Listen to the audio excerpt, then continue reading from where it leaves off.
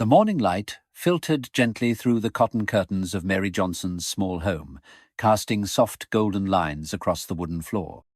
Outside, the wind whispered across the vast plains, bending the tall grass in waves that rolled like the ocean. Mary sat at the edge of her porch, her wheelchair stationed in its usual spot just past the doorframe.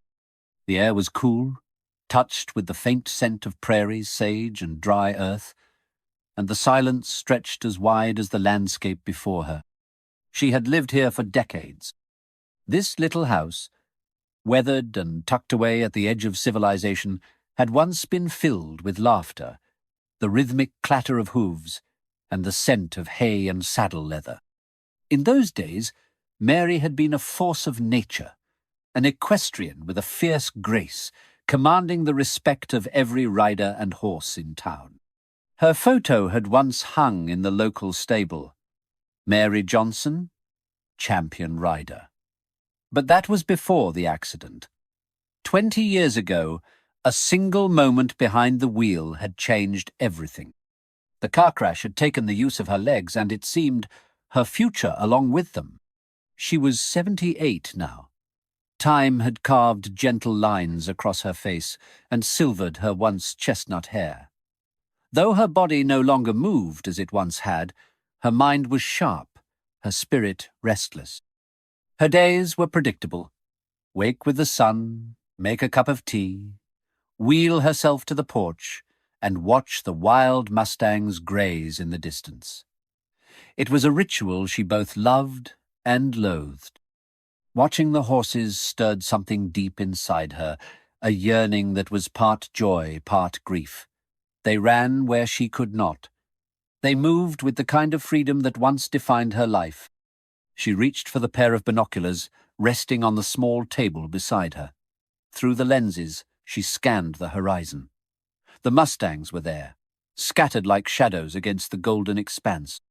They kept their distance, always too far to truly see. But today felt different. There was a stillness in the air that made the hairs on her arms rise, like the hush before a song. Then she saw it. A figure, dark and alone, stood at the edge of her property, not part of the herd, not grazing, just watching. Mary lowered the binoculars and blinked, wondering if her eyes were deceiving her. No, it was real. A lone Mustang stood barely 50 yards from her porch. Its coat shimmered like black silk under the rising sun. The animal's stance was elegant, alert, as though it had been drawn to this place by something unseen. Its eyes, dark and wide, seemed to meet hers across the distance. She froze. Wild mustangs didn't come this close. Not to homes, not to humans. In all her years watching them, not once had one dared approach. She held her breath as the horse took a cautious step forward. Then another. Dry grass crunched beneath its hooves. Mary's heart raced, a wild flutter in her chest. She gripped the arms of her wheelchair, unsure whether to call out or remain perfectly still. The horse stopped about 20 feet from the porch. Its ears twitched, its nostrils flared. The moment stretched between them, suspended like gossamer in the air. "What are you doing here?" she whispered, her voice barely audible.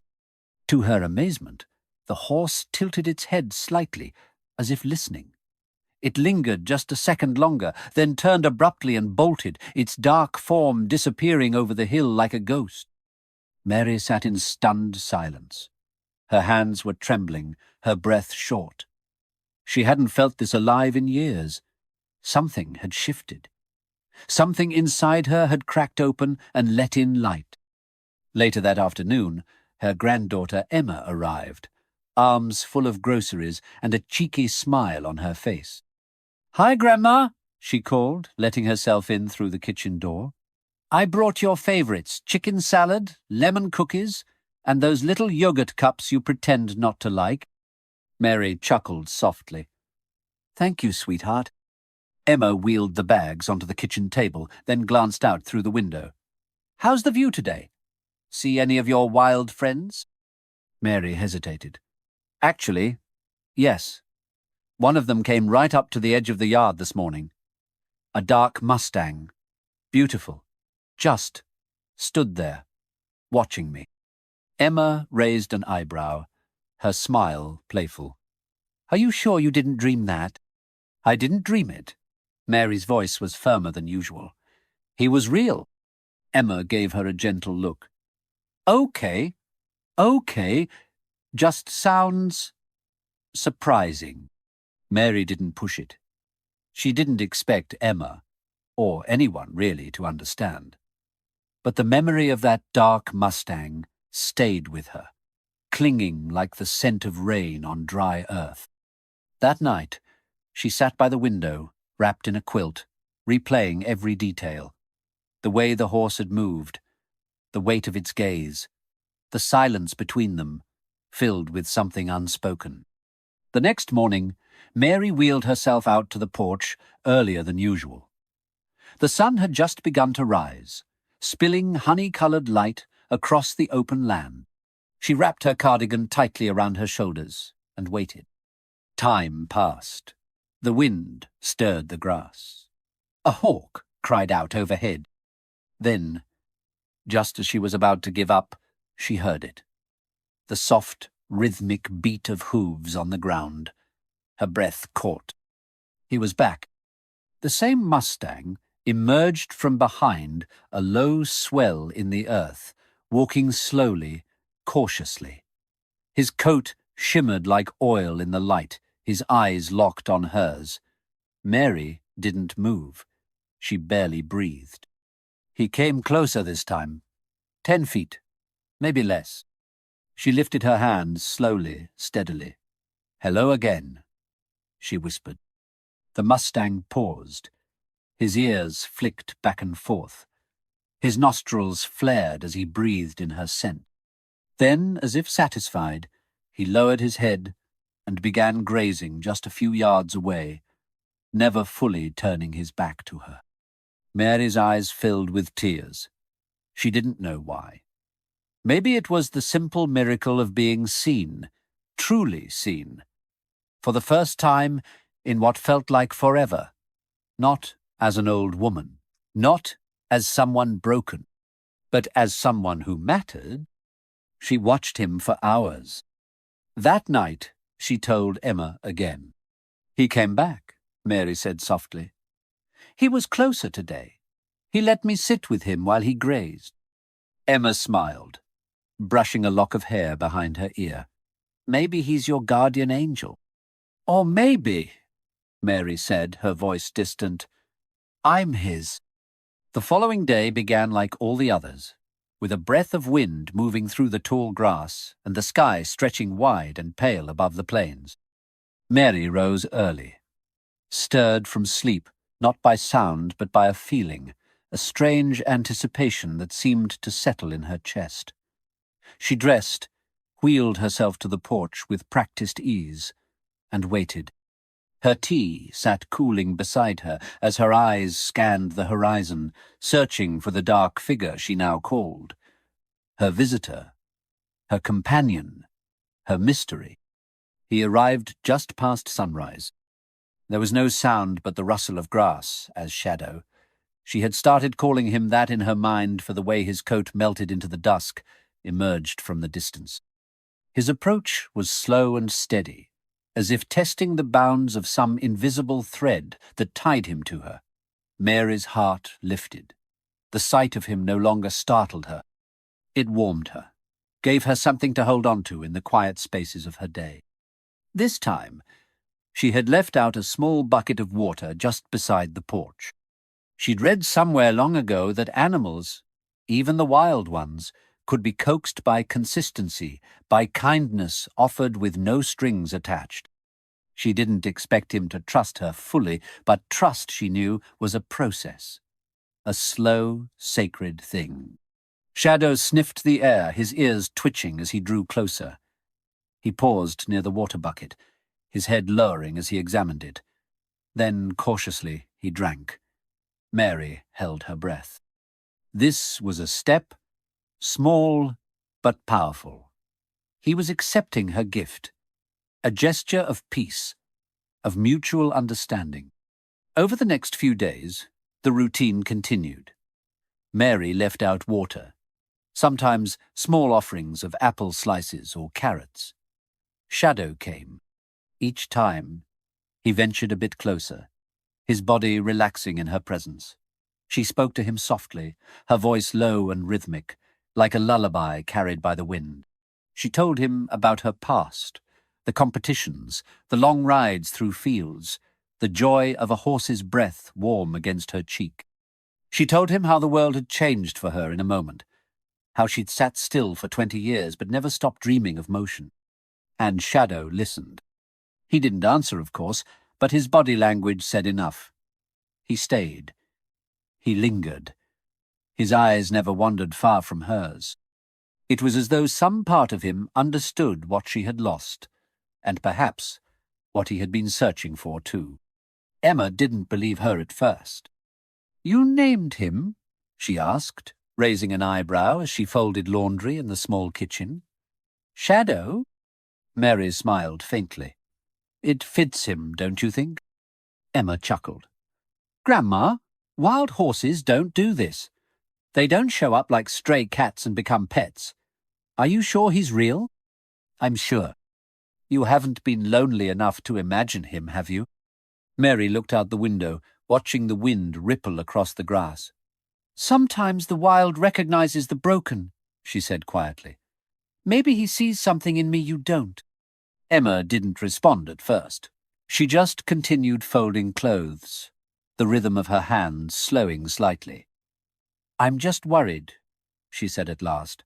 "I don't want you to get hurt." "I already was. A long time ago. This is different." The days began to take on a new shape. Each morning, Mary rolled herself out to the porch before the sun crested the hills. And each morning, Shadow would arrive, not always at the same time, not always with the same cautious grace, but always with purpose. The bond between them deepened like roots growing beneath the surface, quiet and strong. Word of the horse's visits began to spread. It started with Mrs. Keller, who lived half a mile down the road and liked to walk her dog past Mary's house in the evenings. "Is it true what I've heard?" she asked one afternoon, her voice breathless with curiosity. "A Mustang? Here?" Mary nodded. "He comes when he wants. I don't make him." Soon, others came. Some stopped their trucks by the fence line and peered toward the yard, hoping for a glimpse. Some brought their children. Some brought questions. Most couldn't believe it. A wild Mustang befriending an old woman in a wheelchair. It sounded like something from a movie, not a small town on the edge of nowhere. Not everyone was enchanted. Tom Whitaker, a local rancher whose family had been on the land for generations, came by with a scowl on his face and dust on his boots. "That horse is going to cause problems," he said without preamble, leaning against the porch railing. "They spook cattle. If he gets too bold, someone's going to shoot him, Mary." "He hasn't done anything wrong," she replied calmly.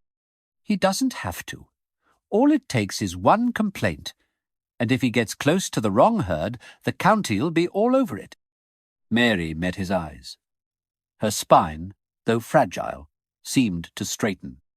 "He's not bothering anyone," she said. "He just wants to exist, same as the rest of us."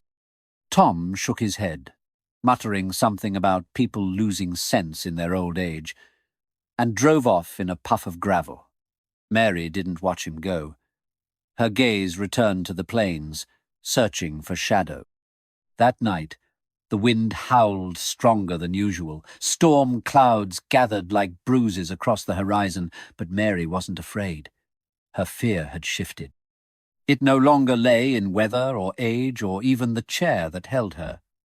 Her fear was now in the fragility of the bond she'd built with the Mustang, in how easily something beautiful could be taken by misunderstanding, or fear, or law. When Shadow returned the next morning, she spoke to him differently. There was urgency in her voice, a tenderness laced with sorrow.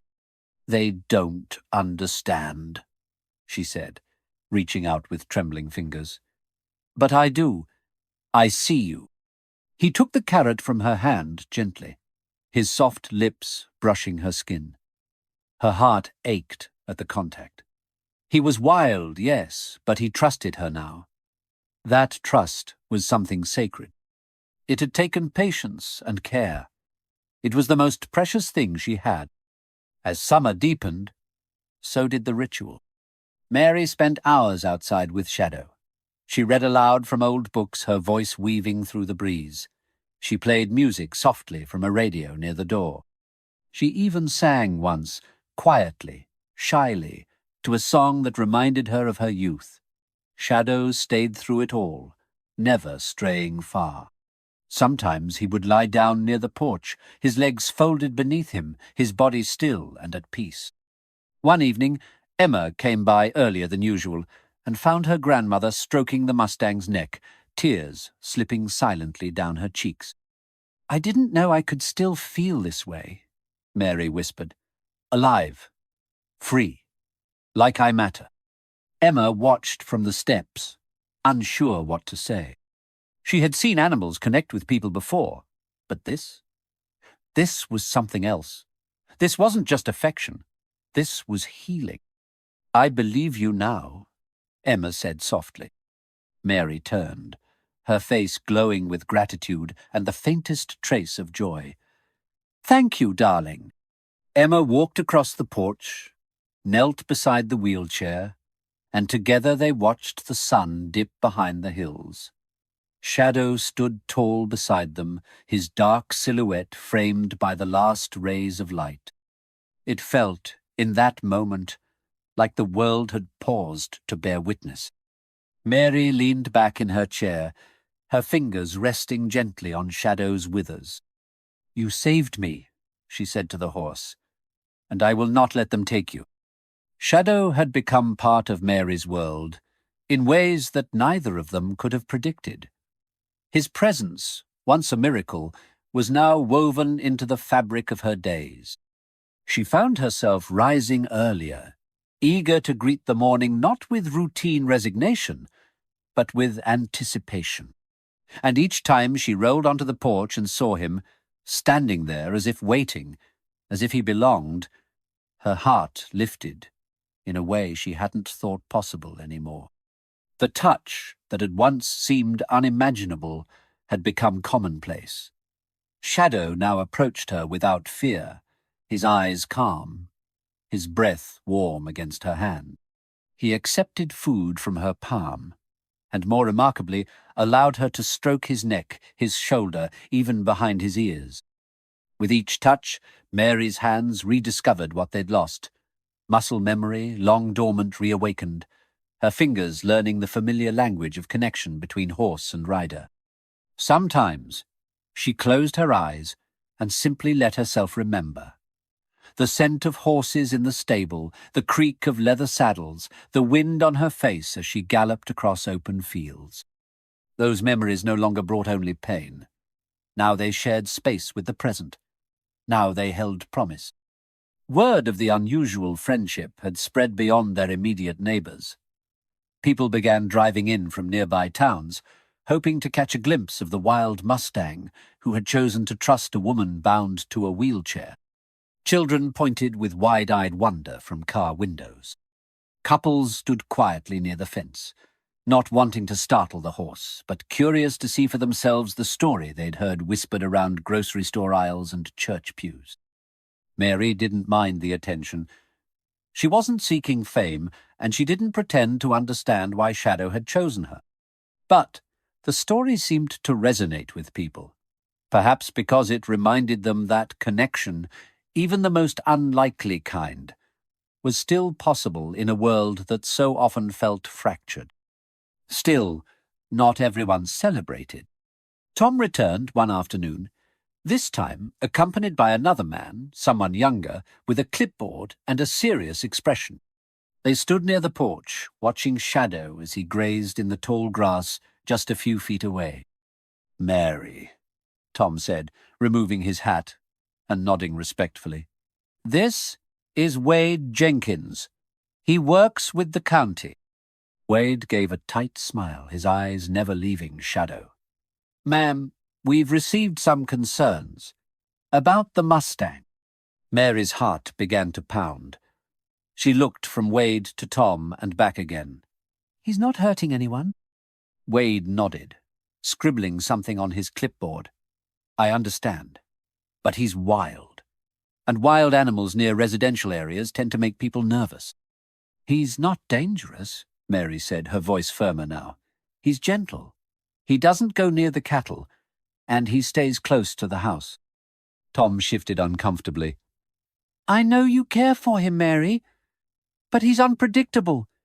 If something happens, a spooked cow, a kid who gets too close, there'll be consequences." Mary stared at them, her jaw set. "So what are you going to do?" Wade sighed. "There's been talk of a roundup. The county's considering relocating him to a holding facility with the others." "No," she said, the word escaping before she could stop it. "You can't. He won't survive that."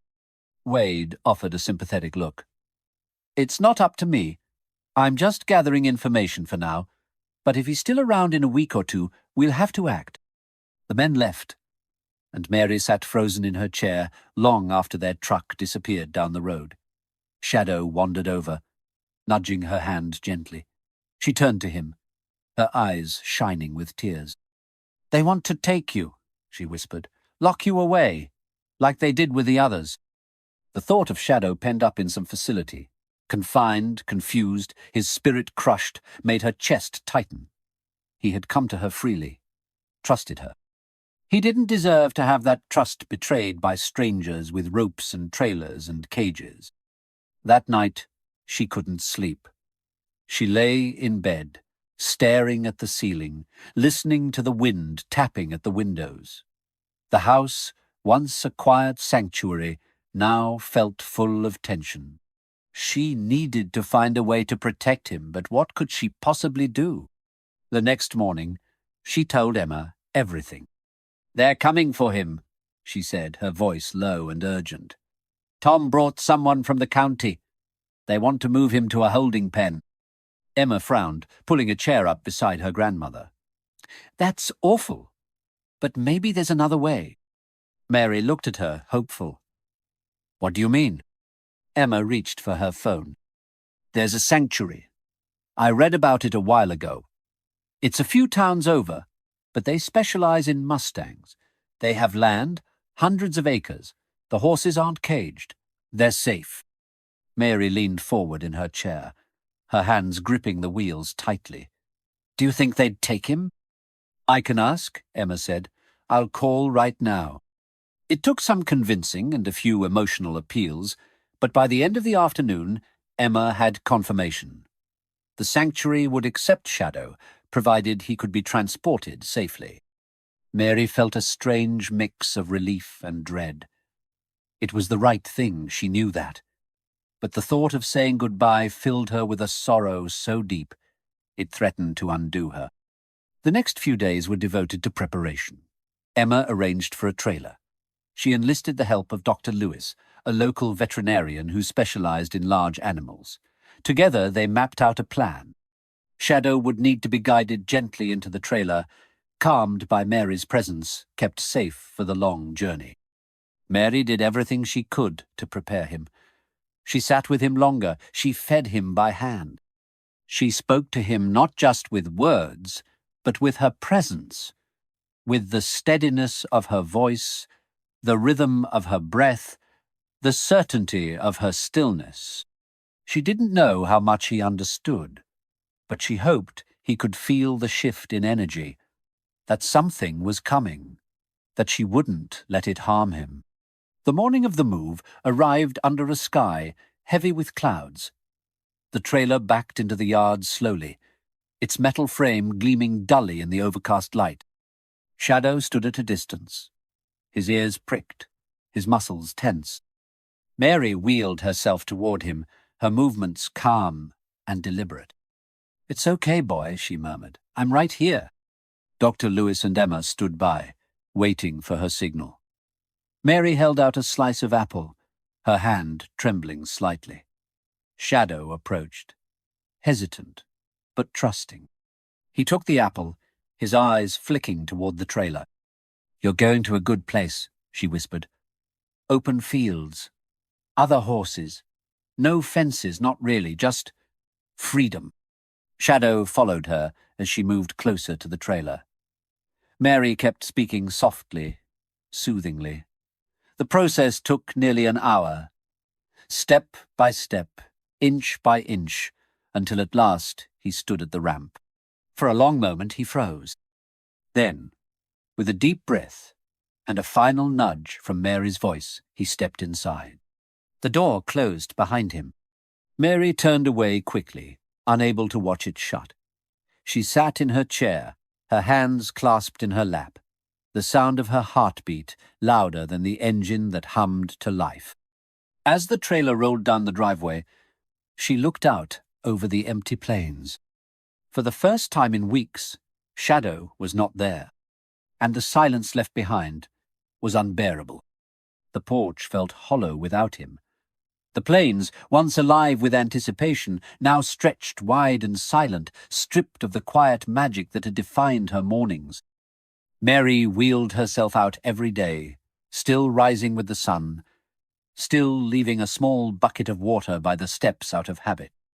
But there was no sleek figure waiting in the distance, no soft snort of breath in the cool air, no shadow of movement on the horizon.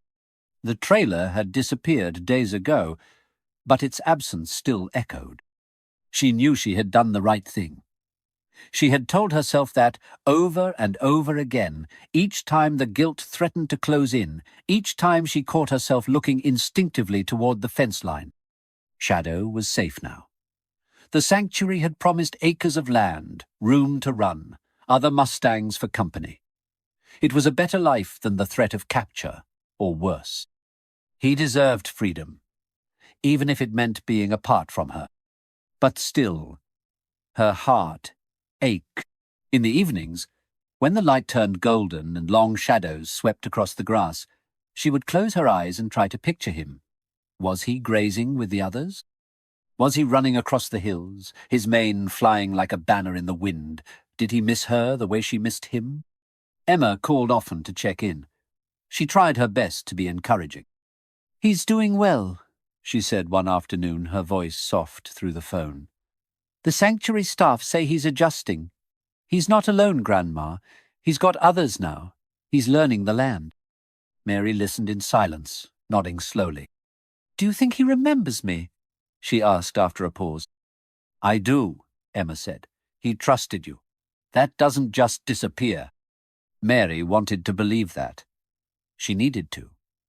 But without him near, the loneliness returned, like an old wound reopened. Her days, once full of meaning and movement, now dragged. She read her old journals, flipping through notes about riding, about horse behavior, about the calm that came with trust between human and animal. But the pages felt flat without Shadow here to bring them to life. Then, one morning, Emma arrived with something unexpected. "They want you to visit," she said as she stepped into the kitchen, a hint of excitement in her voice. "The sanctuary. They invited us. They want you to see him." Mary's breath caught. "Shadow?" Emma nodded. "Yes, the staff think it would be good for him and for you." The world tilted slightly on its axis. The possibility of seeing him again, of touching him, of knowing with her own eyes that he was okay, filled her with a rush of emotion she hadn't expected. For the first time in days, her heart didn't feel so heavy. The trip was scheduled for the weekend. Emma made all the arrangements. She packed extra water, snacks, and a blanket for the drive. Mary barely slept the night before. Her thoughts raced with memories and hopes, with fears she couldn't quite name. What if he didn't remember her? What if he had moved on? What if the connection they'd shared was gone, faded like a dream? But beneath it all, a quiet voice inside her whispered, "Go. You need to see him." The drive to the sanctuary wound through valleys and along wide stretches of countryside. Mary sat by the window, watching trees pass by in a blur of green and gold. Her fingers clutched the armrests of her wheelchair, her eyes distant. Emma kept glancing over at her. "You okay?" Mary gave a small nod. "Just nervous." "You don't have to say anything," Emma said gently. "Just being there will be enough." They arrived just after midday. The sanctuary was larger than Mary had imagined. Acres and acres of rolling pasture, enclosed by natural barriers and wide fencing that blended into the landscape. Horses grazed freely in the distance, their coats gleaming under the sunlight. A staff member greeted them at the gate, a woman named Clara with sun-kissed skin and a kind smile. "We've heard a lot about you," Clara said, shaking Mary's hand. "Shadow's made quite the impression." Mary smiled, though her nerves were still fluttering in her chest. "He tends to do that." Clara led them down a gently sloping path toward one of the larger enclosures. It was quiet, peaceful, the kind of place Mary had once dreamed of when she imagined the perfect life for a horse. And then, just beyond the hill, she saw him. He was standing beneath a cluster of trees, his coat darker than she remembered, his body strong and graceful. He looked calm, content, the tension she had seen in him during their first encounters long gone. He had become what he was always meant to be, a leader among his own. Mary's breath caught in her throat. "Shadow," she called softly, her voice trembling. He lifted his head. For a moment, he didn't move. He stared across the distance, ears flicking, nostrils flaring as he caught her scent. Then, slowly, steadily, he began to walk. Mary felt the tears well before she could stop them. She reached out a hand as he drew near, her fingers shaking. Shadow came to the fence and lowered his head, his dark eyes locked on hers.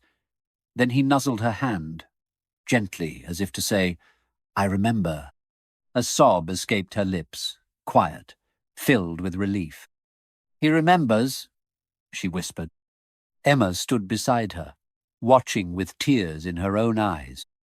They spent the afternoon together, Mary talking to Shadow, brushing his coat with the gentle rhythm of someone who had done it 1,000 times. Clara brought carrots and apples, and Shadow accepted them with the same calm grace he had shown on the porch back home. The bond between them hadn't faded. If anything, it had deepened, solidified by time, by distance, by everything they had overcome. When it came time to leave, Mary rested her forehead gently against Shadow's, her hand stroking the side of his face. "You're home now," she said. "You're safe." Shadow nickered softly, a low, comforting sound that echoed through her heart. As they drove away, Mary sat quietly in the car, a small smile playing at the corners of her mouth.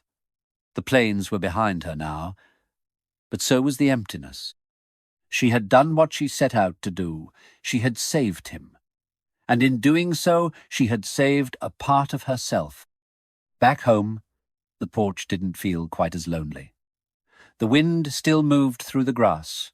The sun still rose with its golden promise. But now, when Mary sat outside, it wasn't to wait. It was to remember. She began writing again, journals, letters, pages of memories and reflections. Her story with Shadow became something more than just her own. It became a message, a reminder that connection, no matter how unlikely, could change everything. Neighbors stopped by more frequently now. Some came with kind words, others with stories of their own. Even Tom appeared one afternoon, hat in hand, a sheepish look on his face. "I heard you got him into that sanctuary," he said. "Guess I was wrong about him." Mary gave him a gentle smile. "We were all wrong, Tom. That's how change starts." Emma suggested they hold a fundraiser for the sanctuary to help other horses like Shadow find safety. Mary agreed. They planned a small gathering in the backyard with lemonade and folding chairs and photos of Shadow hung on a string between two old oak trees. Mary spoke that evening, her voice clear, her heart full. "I thought my life was winding down," she told the crowd. "But then a wild Mustang came to me, and everything changed. He taught me that it's never too late to matter, never too late to make a difference." By the end of the night, they had raised more than enough to support the sanctuary for months to come. Mary sat alone on the porch afterward, watching the stars emerge one by one. Somewhere out there, Shadow was running free, his hooves thundering across open fields. She closed her eyes and smiled. He was safe. He was free. And so was she. Autumn arrived with a gentler wind, carrying golden leaves across the yard and whispering through the dry stalks of prairie grass. The days shortened, but for Mary, they no longer felt empty. Her mornings still began on the porch, tea in hand, a blanket draped across her legs. But now there was a quiet warmth to her solitude. The ache of Shadow's absence remained, but it had softened, like a bruise healing beneath the skin. She had seen him, touched him, knew that he was thriving. That was enough to keep her heart steady. She continued her writing. What began as journal entries quickly became stories. Detailed accounts of her time with Shadow, their early encounters, the slow building of trust, the conversations they shared in silence.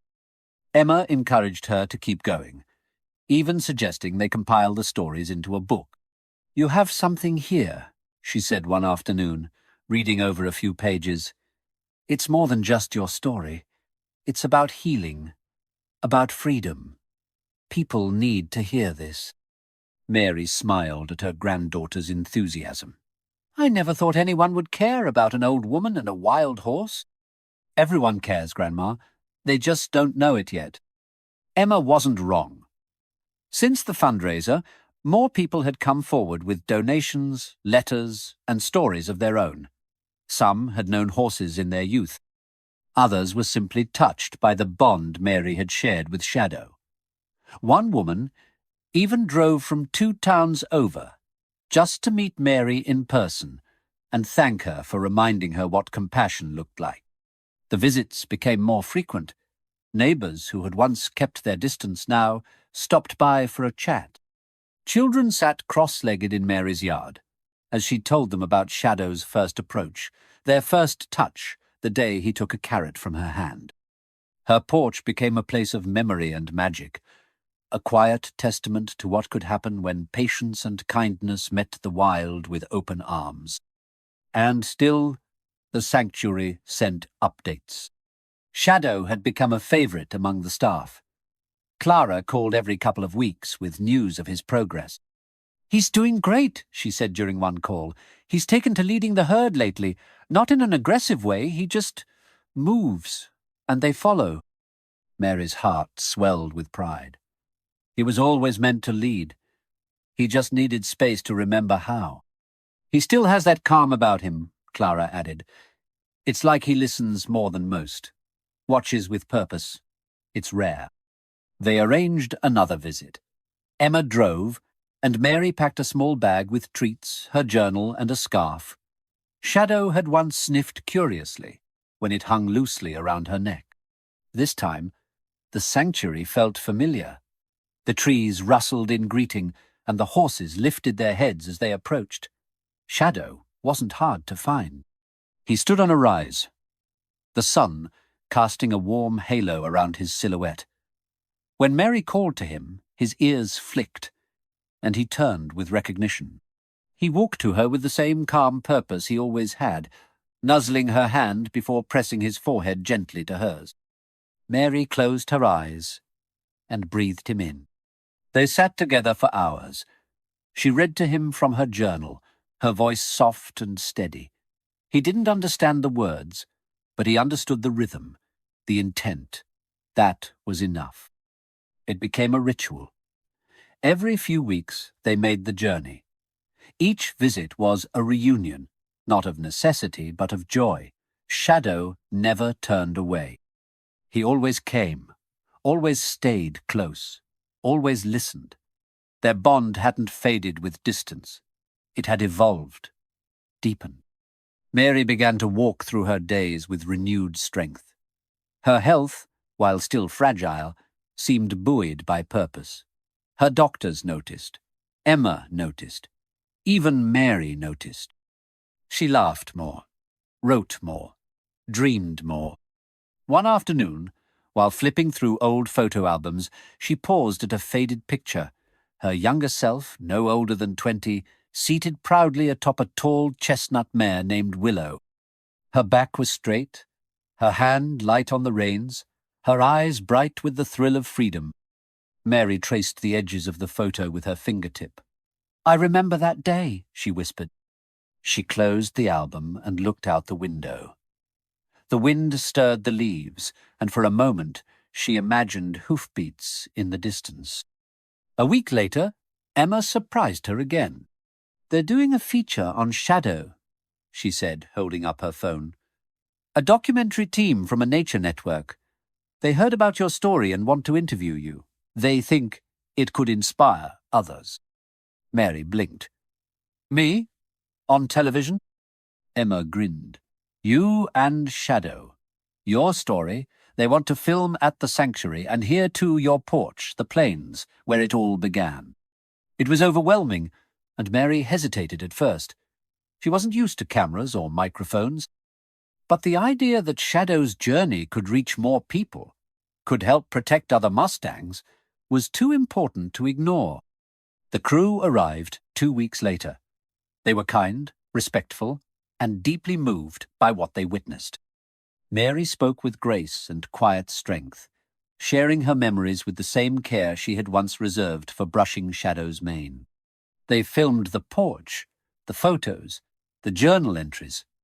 They captured Emma reading aloud from Mary's writing. Then they followed them to the sanctuary, where Shadow, as if knowing he was the star, stood tall and regal beneath a wide oak tree. When Mary approached, he came forward as he always did, without hesitation, without fear. The cameras rolled as he touched his muzzle to her cheek, as she stroked his neck, as she whispered, "Hello, my brave boy." The footage was powerful. When the documentary aired weeks later, messages poured in from across the country. Viewers sent letters, emails, even drawings from children who had fallen in love with Shadow. Donations to the sanctuary doubled. Volunteers signed up. A few families even adopted rescued Mustangs, inspired by what they had seen. Mary read every message she could. Some made her cry. Some made her laugh. All reminded her that her life, even in its twilight years, still held meaning. Then came the letter from a publisher. They wanted to turn her writings into a book. Not just about Shadow, but about her life, her journey, her strength. Mary was stunned. "I never thought I'd be an author," she told Emma, laughing as she held the letter in trembling hands. "You already are," Emma replied. "Now the world gets to see it." They worked on it together. Emma helped her sort through journals, organize chapters, and polish the language without changing Mary's voice. The title came easily. Running Free, the story of a wild Mustang and the woman he chose. The book published the following spring. It sold modestly at first, then took off after the documentary gained traction online.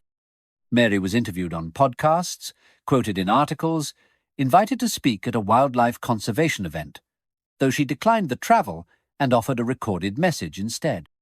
Through it all, Shadow remained her anchor. The sanctuary staff continued sending updates.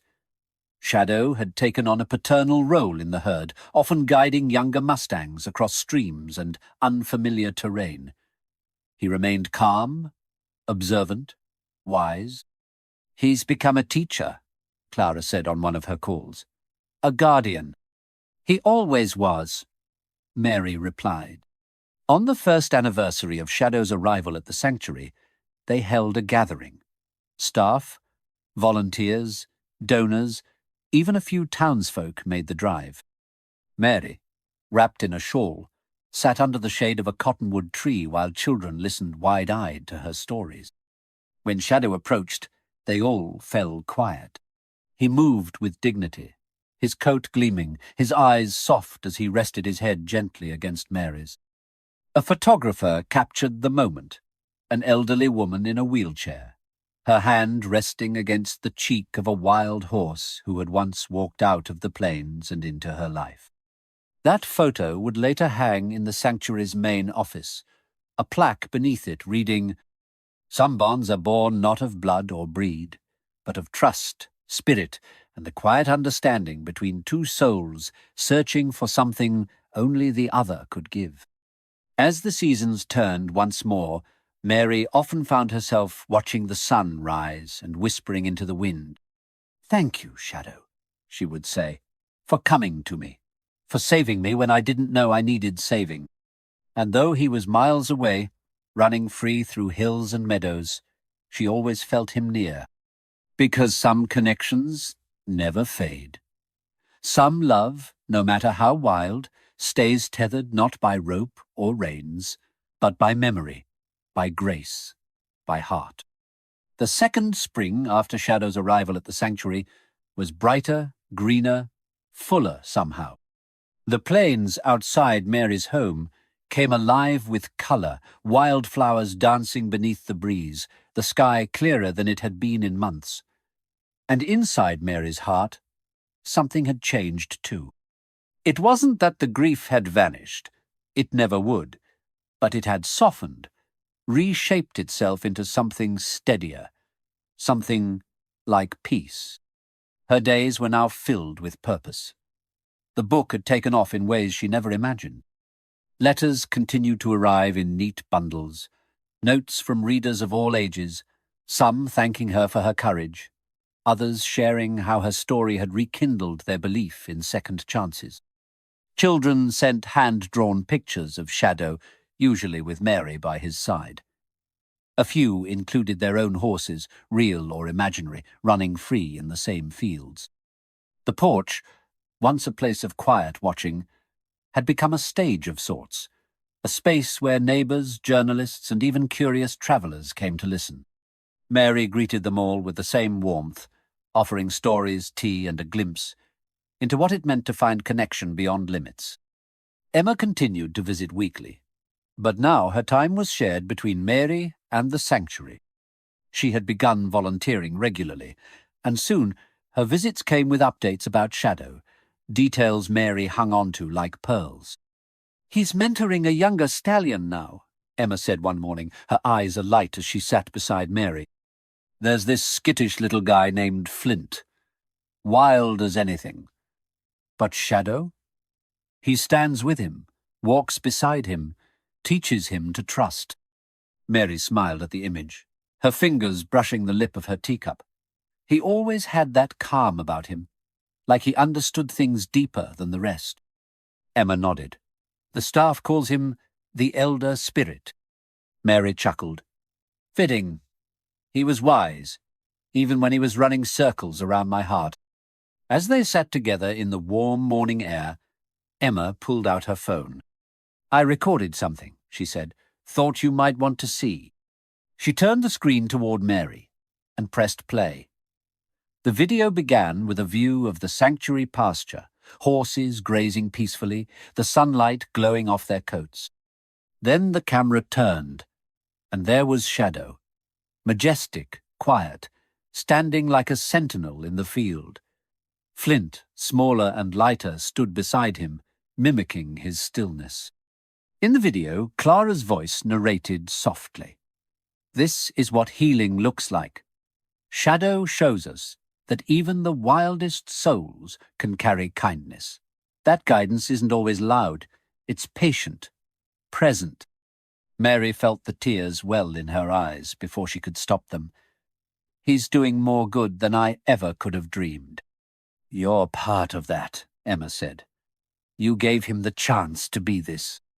Mary nodded slowly, wiping at her cheek. "We gave each other a second life."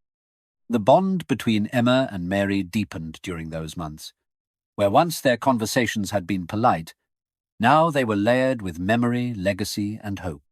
Emma began to ask about Mary's riding days more often, her favourite horse, her biggest fall, her wildest ride. Willow, Mary would say, her smile far away. She was fast, reckless. We were a little alike back then. Emma listened closely, sometimes jotting notes, sometimes just letting her grandmother's stories wash over her. She wanted to remember them all, every detail. That summer, the sanctuary invited Mary to speak at a fundraiser gala. It was the first time she had been formally asked to share her story in front of an audience. At first, she hesitated. Public speaking was not something she had planned on this late in life, but Emma held her hand gently and said, "You've already spoken to so many people. Just do what you always do. Tell the truth." They travelled to the event together. It was held in a rustic barn transformed by string lights, canvas prints of the sanctuary's horses, and tables filled with local supporters, donors, and animal advocates. When it was Mary's turn to speak, she was wheeled to the small stage under a canopy of soft yellow lights. A hush fell over the crowd. She paused for a moment, letting the silence settle. Then she began. "I used to think my life ended the day I lost my legs," she said, her voice calm and clear. "I sat on my porch for years watching the world move on without me. And then one day, something unexpected happened. A wild Mustang approached. Just like that, out of the blue. No warning, no explanation. He walked into my world and woke something inside me I thought had died." The room listened, rapt. We didn't speak the same language, but somehow we understood each other. He saw through my chair, through my age, through the years of silence, and I saw him too, not as a wild creature to be feared, but as a soul looking for connection. She smiled softly. "I named him Shadow. Not because he was dark, but because he followed the parts of me I'd forgotten, and he brought them back to life."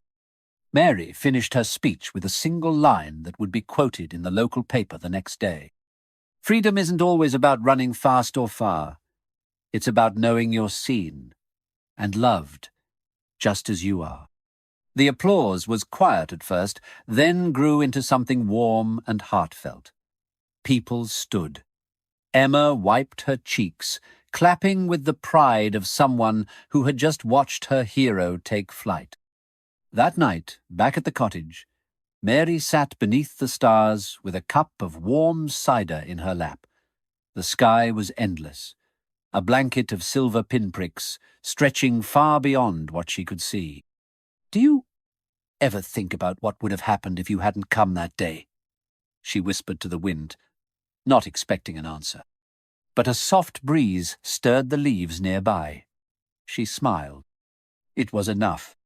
Later that year, Emma brought news that stirred something new in Mary's chest. "They're expanding the sanctuary," she said, setting down a flyer on the table. "New land just outside the original fence. They're naming the new section after you." Mary stared at the flyer. Across the top were the words, "The Mary Johnson Meadow, a place for second chances." "I don't know what to say," she whispered. "You already said it," Emma replied. "You lived it." The meadow opened in the fall. Mary was there, surrounded by friends, neighbours, and sanctuary staff. They wheeled her out beneath the new sign, where horses grazed freely in the distance, and Shadow, ever calm and steady, stood watching with quiet eyes. Clara leaned in close and said, "He always comes to the fence here, almost like he knows." Mary smiled. "He does." The last stretch of the year came quietly.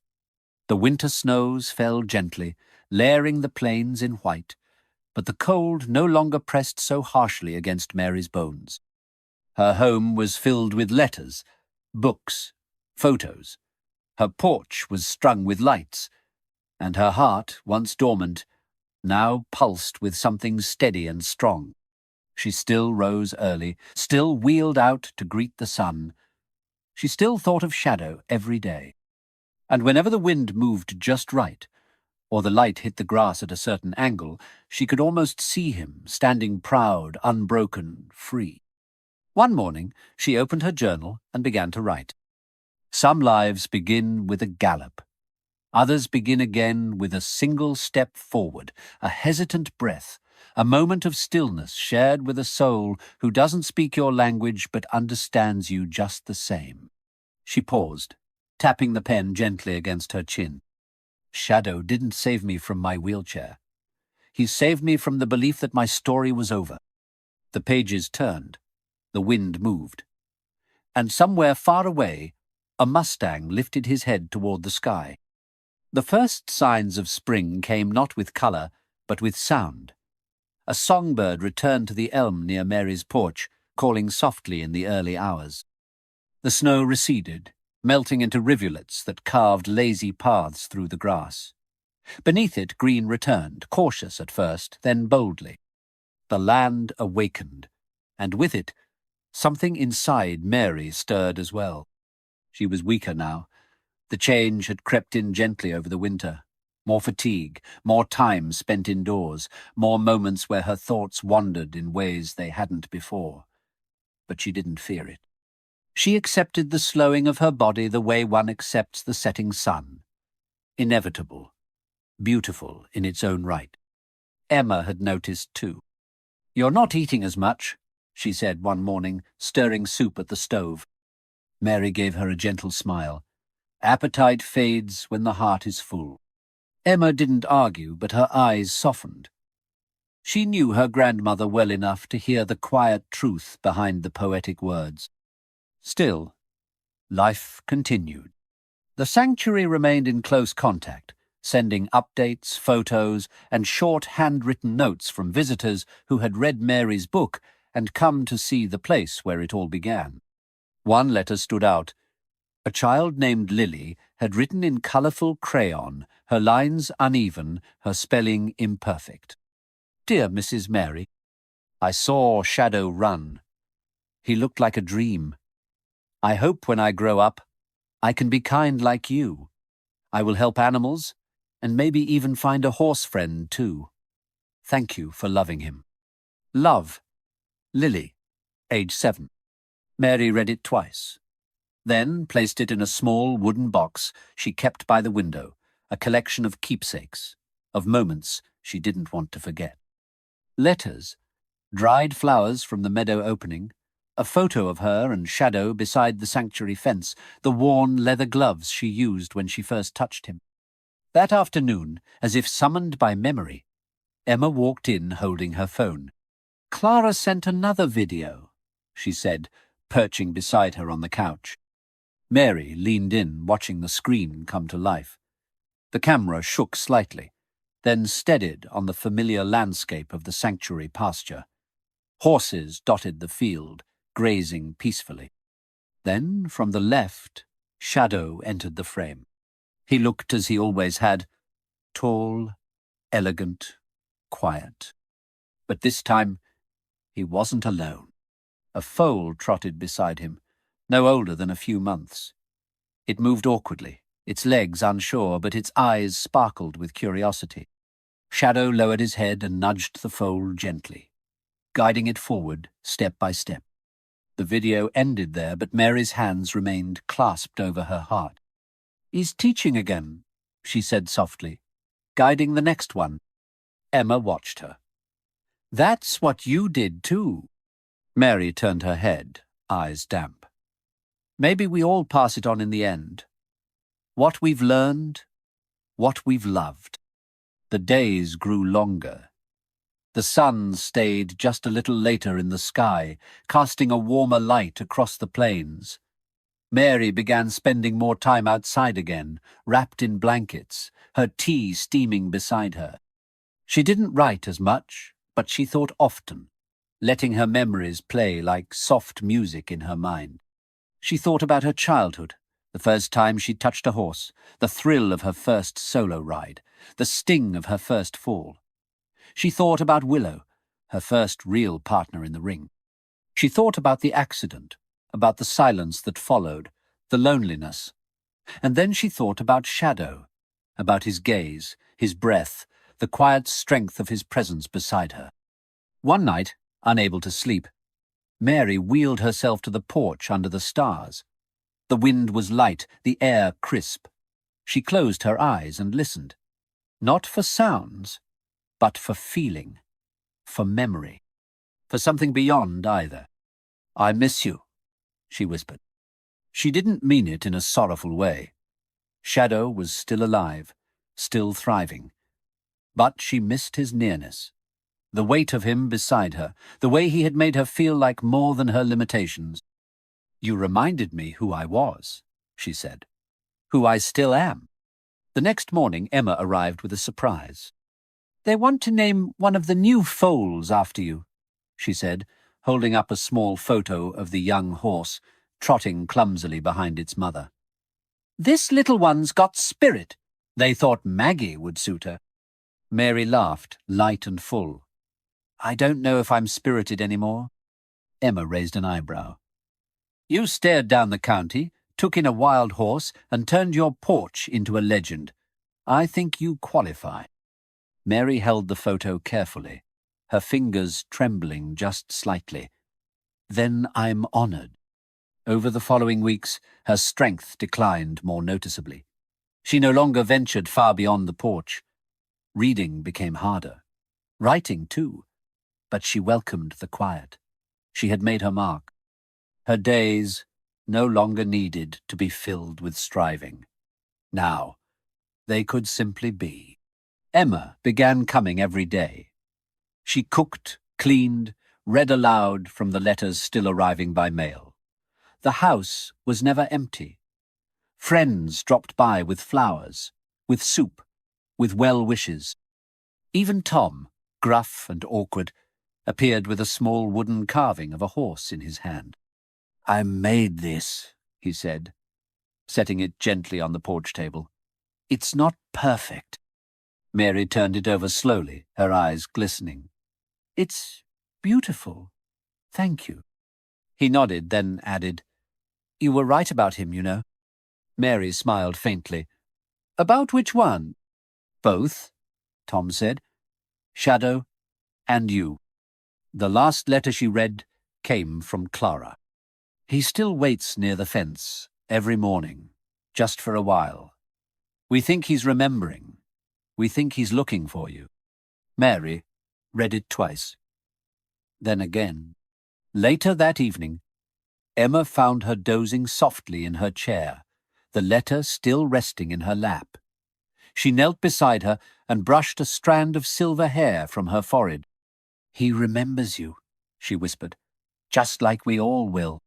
That night, as the sun sank behind the hills and the sky blushed with shades of lavender and gold, Mary passed away quietly in her sleep. She was surrounded by peace, by the home she loved, the stories she had lived, the bond that had transformed her final chapter into something extraordinary. News of her passing travelled quickly. Tributes poured in, tributes not just to her, but to what she had created. A ripple of kindness, compassion, and belief in second chances that spread far beyond the plains. The sanctuary held a memorial in her honor. People came from miles away to attend. Emma stood beneath the wide oak where Mary had once sat with Shadow, reading a passage from her book aloud. Sometimes healing comes not from being fixed, but from being understood. Not from changing who we are, but from someone seeing us, truly seeing us, and staying anyway.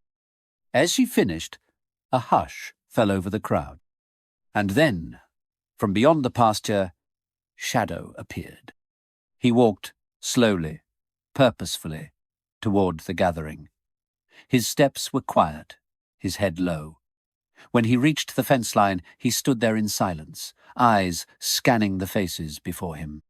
Then he lowered his head, almost as if bowing, and stood perfectly still. No one spoke. No one moved. It was as if he knew.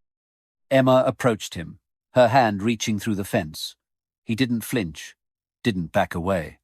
He pressed his muzzle gently to her hand and held it there for a long moment. "She's here," Emma whispered. "Always." The next day, Clara called Emma with one final update. "He's been going to the old fence post she used to stand by during her visits," she said.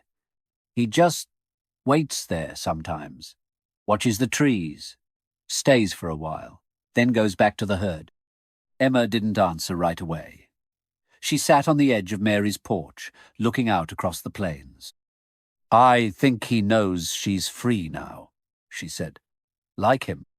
And somewhere out there, as the sun rose over the sanctuary and the grass danced in the wind, Shadow stood tall, the breeze lifting his mane, his eyes watching the horizon, waiting, remembering, and carrying her spirit forward.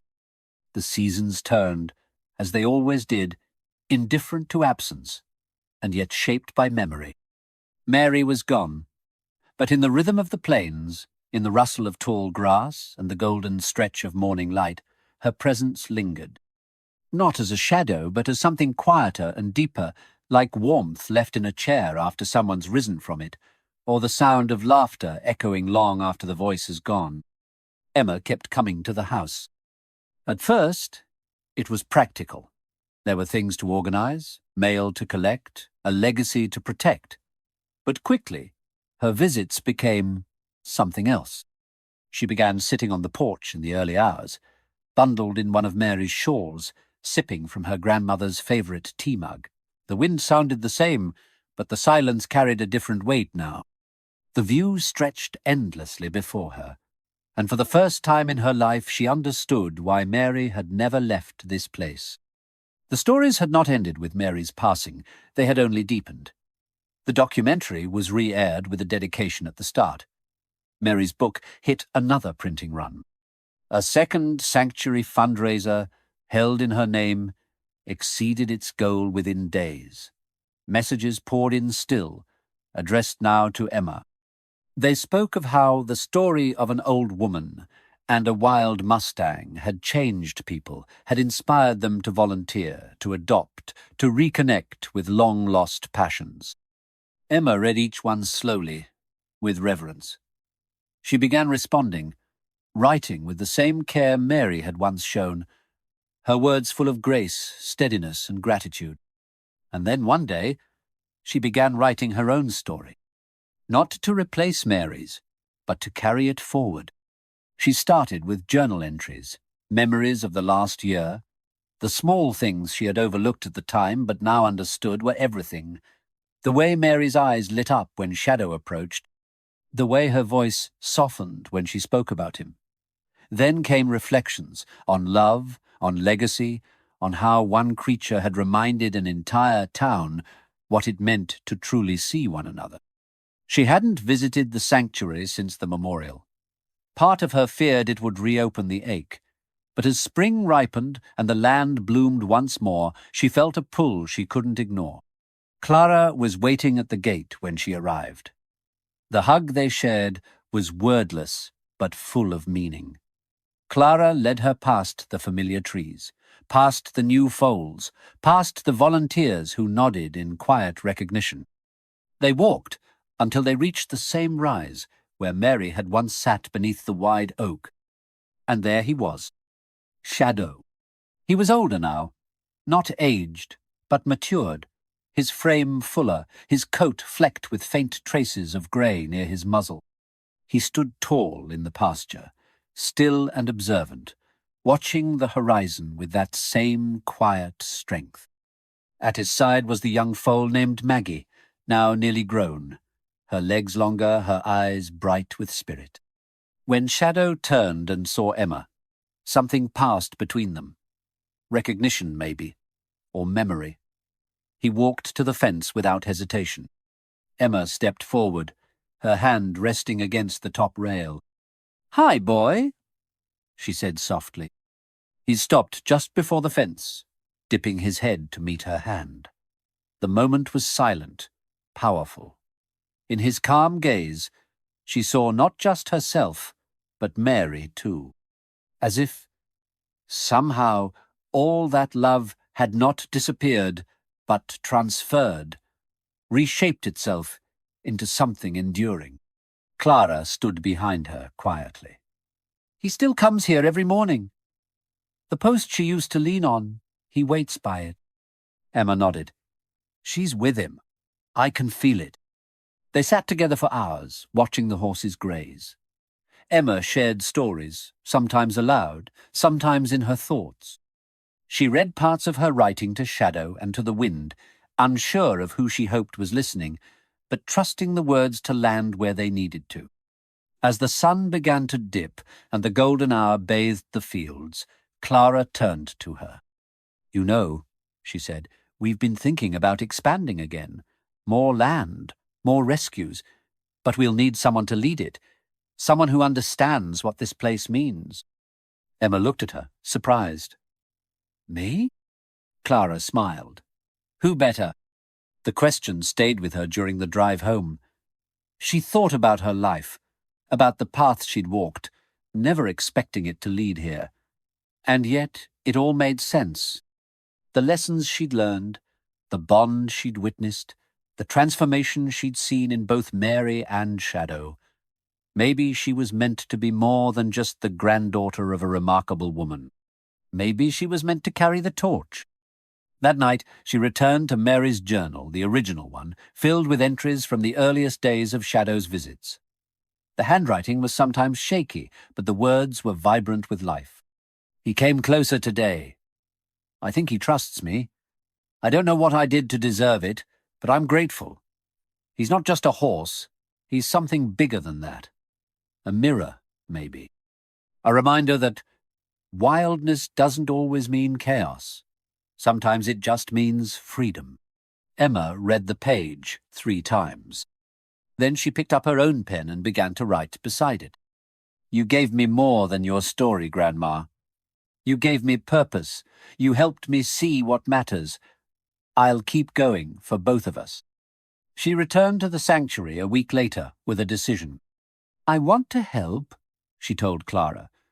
"Not just with volunteers or events. I want to be part of this place. I want to protect what she helped build." Clara hugged her.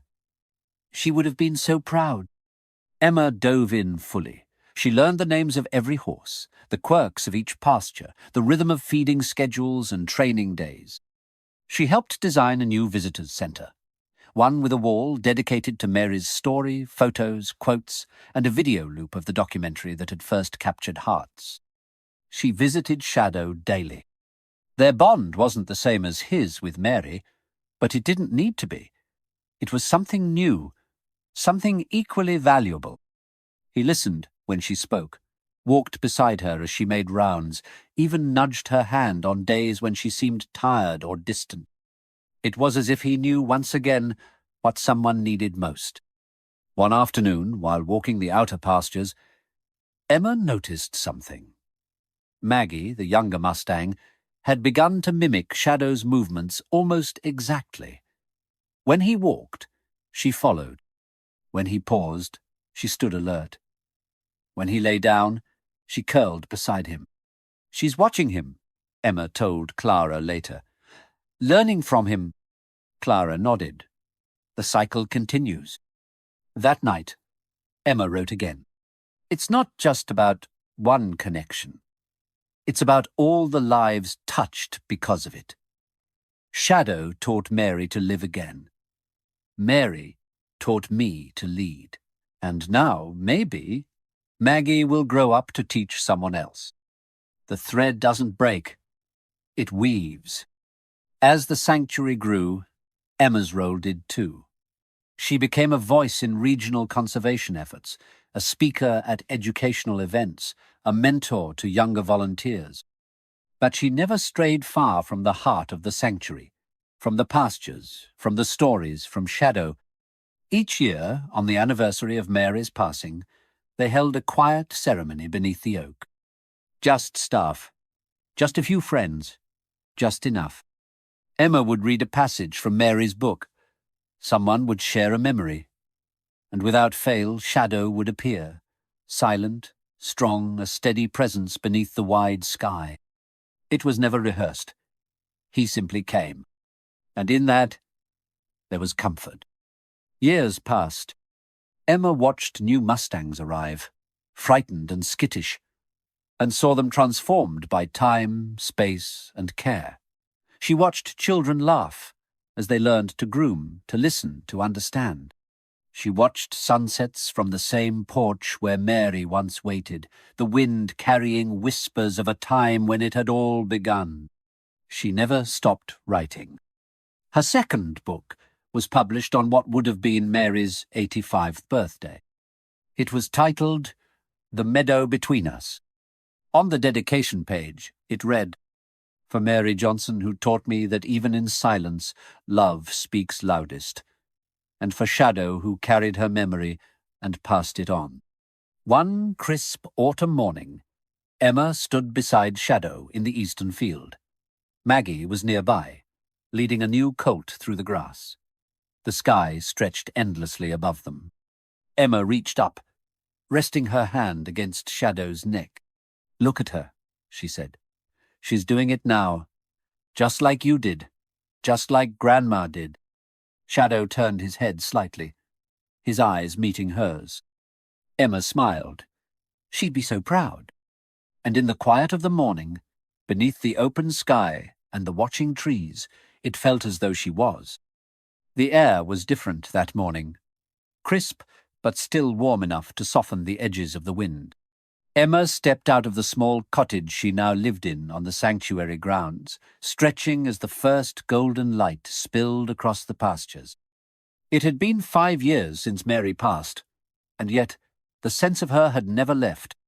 It lingered in the stillness of early morning, in the gentle nicker of horses waking, in the way the sunlight struck the grass just before noon. Shadow stood near the edge of the Mary Johnson meadow, his gaze fixed on the horizon as he often did, as though listening to something only he could hear. His coat had grown lighter in places, streaks of silver brushing his muzzle and chest, but his movements were still fluid, still graceful. Time had touched him, but not broken him. He remained the quiet heart of the sanctuary. Emma walked to him slowly, her boots pressing softly into the damp earth. She didn't speak right away. They rarely needed words anymore. She stood beside him, hand resting lightly on his shoulder, watching as Maggie and a few younger horses moved in the distance. "They're growing up fast," she murmured. Shadow gave a soft, low breath in response. Emma smiled. "You've trained them well." The sanctuary had grown in ways neither she nor Mary could have imagined. What began as a quiet refuge had become a living story, a place where people came not just to rescue animals, but to find something lost in themselves. There were weekend tours, volunteer programs, healing sessions with veterans and children, and even writing workshops held under the big oak. And always, at the center of it all, was the story of Mary and Shadow. Visitors still came from across the country, sometimes in tears, clutching copies of Running Free or The Meadow Between Us. They took photos beside the plaque under the oak or the mural near the visitor center that showed Mary in her wheelchair, her hand resting against Shadow's muzzle, both of them surrounded by sunlight and tall grass. And every year, on the anniversary of their meeting, they held a celebration. Not loud or flashy, just music, candles, readings, and the ritual of walking the path Mary had taken from her porch to the place where she first touched Shadow. It had become a kind of pilgrimage, a way of honoring love that had never asked for attention, but had quietly changed everything. Emma continued to write, though now her stories often centered on others. New bonds formed at the sanctuary, lessons learned from the animals, from the land, from the people who arrived with heavy hearts and left lighter. But Mary's influence wove through every page. It was in Emma's voice now, steady and thoughtful, full of grace and patience. That spring, a documentary crew returned to film an update on the sanctuary. The director, who had worked on the first film, hugged Emma tightly when he arrived. "People still talk about the first one," he said. "It changed lives." This time the focus was broader, but the heart remained the same. Interviews with volunteers, footage of the horses, scenes of quiet interaction between humans and animals. And once again, Shadow played his part, moving through the frames like a steady current, strong, silent, unshaken. During her interview, Emma sat beneath the oak. "They both saved each other," she said simply. "And through them, so many others were saved too. That kind of love doesn't disappear. It roots itself in places. It grows." The film premiered later that year, and the response was overwhelming. Donations soared. More land was secured. Another meadow was opened, this one named Legacy Pasture. Emma smiled when she saw the sign. She knew exactly whose legacy it honored. Time continued its quiet passage. Shadow aged gracefully, never losing his steady presence. He no longer ran as far or as fast, but he remained respected by the herd. When he walked into a field, the younger horses made room. When he stood still, they stood still with him. Maggie, now fully grown, and a leader in her own right, often stayed at his side, as if guarding the bond that had started it all.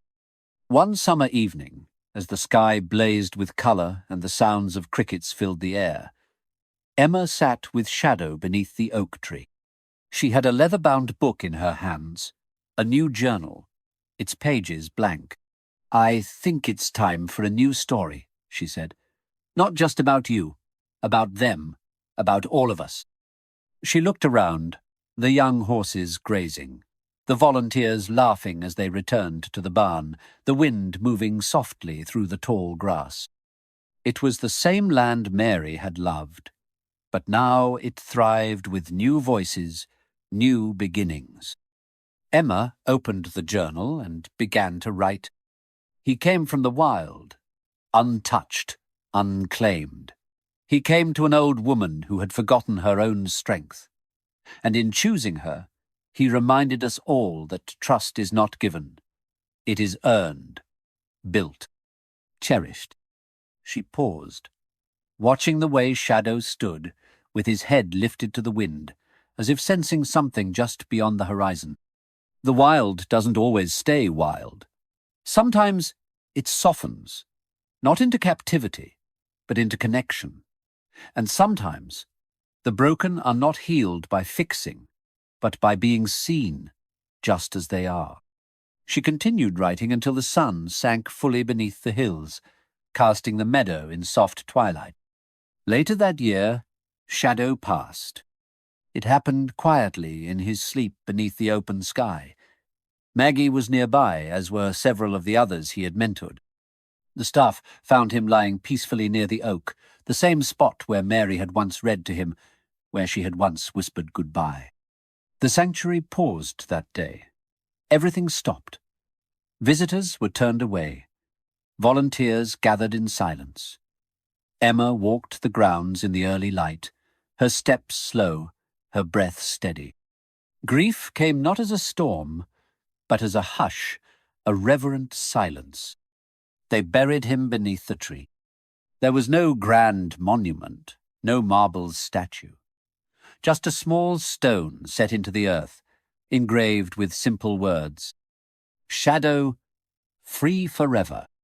A week later, a single wild Mustang approached the sanctuary fence.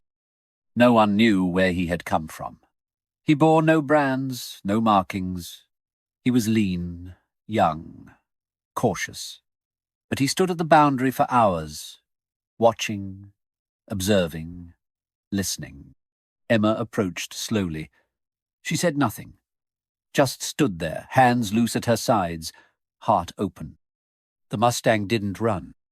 The next day, he came again, and the day after that. By the end of the month, he had stepped through the gate and into the sanctuary's fields. Maggie approached him first, ears forward, steps deliberate. She stood beside him, nose to nose, before turning and walking into the pasture. He followed. Emma watched from the porch, her hands wrapped around a warm mug of tea. She didn't speak, didn't need to. The story was still unfolding, the thread still weaving. She sat down, opened a fresh page in her journal, and wrote, "When Mary met Shadow, no one could have imagined the legacy they would leave. But here, in this meadow, their love continues, in hoofbeats, in silence. In the gentle unfolding of trust between one soul and another, she paused, looked out over the land, and smiled. This is not the end. This is how the story lives on. And the wind, ever faithful, carried the words through the grass, through the trees, through the sanctuary where hearts were still healing and wild things still found their way home. The new Mustang, who entered the sanctuary that spring, didn't have a name at first. He was quiet, observant, with eyes that seemed to hold more questions than fear.